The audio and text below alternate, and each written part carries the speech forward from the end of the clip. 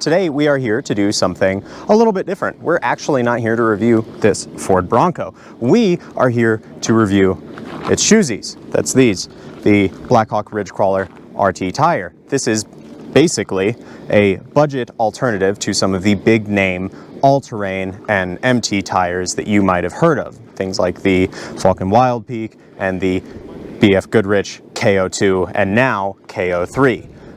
And this is supposed to be a sort of look at what the lower end of the all-terrain tire market is, what it might or might not do for you, and whether you as a consumer should try and save what the parent company Salem Tires says is about 20 to 30% off of a set of comparable big name all-terrain tires. And we are going to look at all of that, plus do quite a lot of off-roading today. So please stay tuned, sit back, enjoy.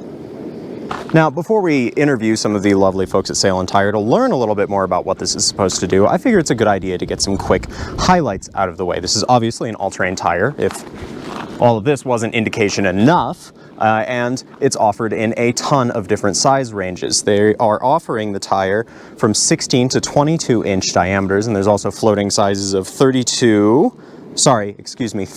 35, and 37 inches. These happen to be 35s. That's because these Broncos have the Sasquatch package fitted, and that is the stock tire size. They are also 3-peak mountain and snow certified, which means that you are going to be able to get by with a little bit of light snow in these, as you should for an all-terrain tire. These also have some mounting points for studs in them, which means that you'll be able to stud these tires if you live somewhere up north, like Canada, for example. You will be able to get through the winter on studded tires and not have to worry about it. Like I said, we're super unserious. It probably would have been funnier if you kicked it out of shot while talking. Okay, hi, this is James McIntyre.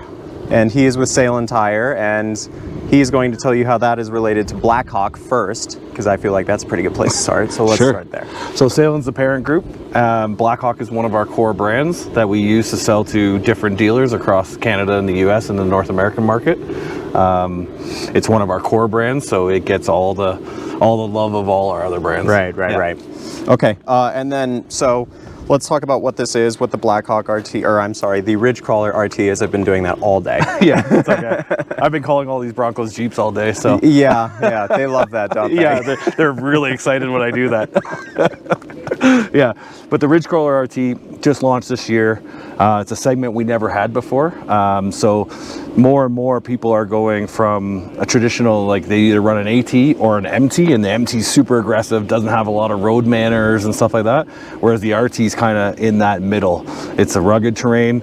It can get up and do all the stuff you want to do off-roading, but when you're driving back to your house or your work, you got some road manners, not howling at you. You're getting, decent road feel, and can handle some, it's 3 PMS, so it can handle some light winter and rain and all those type of things. Okay, cool. And then just the last one for you very quickly. I mean, who is going to buy this tire? Why? Yeah. I think, like, if you're talking from a demographic, I would say, like, everybody's squeezing their dollar a little bit right now. The economy's not great in multiple places in North America. So if you're looking, the person that's going to buy this is looking for a top quality tire. We try to do everything from a quality standpoint that benchmarks up to all the tier ones, all the people you would name above us. But we're doing that at a much more price conscious price.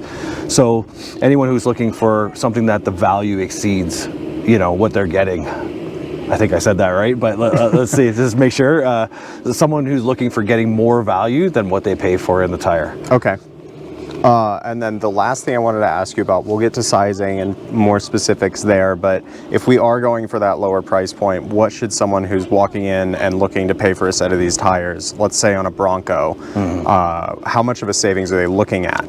I think, it's hard in general terms, but I would say depending on the size and everything like that, you're looking at somewhere between 20 and 30% difference. Okay. So a significant difference when you're talking about, that's probably multiple hundreds of dollars. Yeah. You're looking at paying maybe $700 to like something that would normally cost you $1,000. Awesome. Yeah. Cool. Well, thank you so much for the insight. It's been great to have you, and we'll see you out there on the trail. Thanks very much, Chase. It was a pleasure.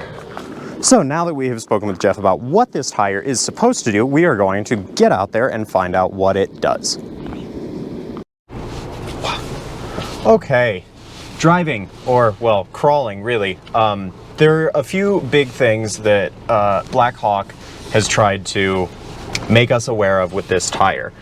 Predominantly, there's the fact that this tread block is very chunky and blocky and has some pretty decent sized gaps between it. What that apparently allows it to do is evacuate material from under the tire better, which keeps the surface in better contact with the ground.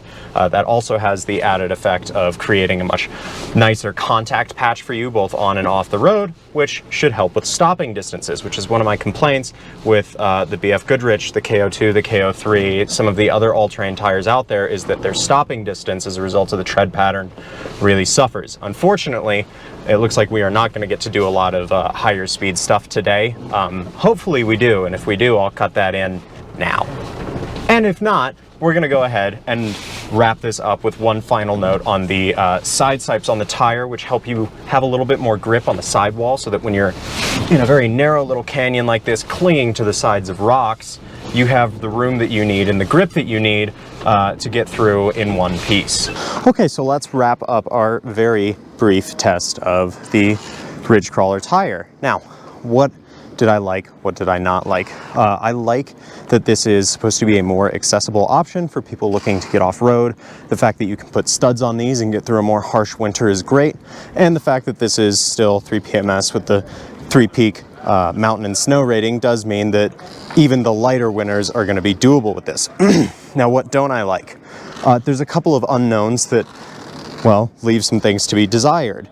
For starters, we did not get to drive the cars on road. All we did was gravel today. So I cannot speak to the road noise. Now my gut tells me that that might be for a reason. I have no idea how loud these tires are on the road. They tell me that it is a 20 to 30% discount on something like a KO2 or a KO3. And with that in mind, well, it's just the nature of compromise that it has to come from somewhere. Maybe it's from road noise, maybe it's elsewhere, maybe it's in manufacturing, but that does come from somewhere. Now, as for the strictly off-road experience that these tires provide, well, I think it's actually pretty darn good. I was able to get through all of the obstacles today, some of which were very challenging and beyond what I would have considered my skill limit off-road, at least initially, through the help with the guides, the Bronco off-rodeo, because we have to play that pun out.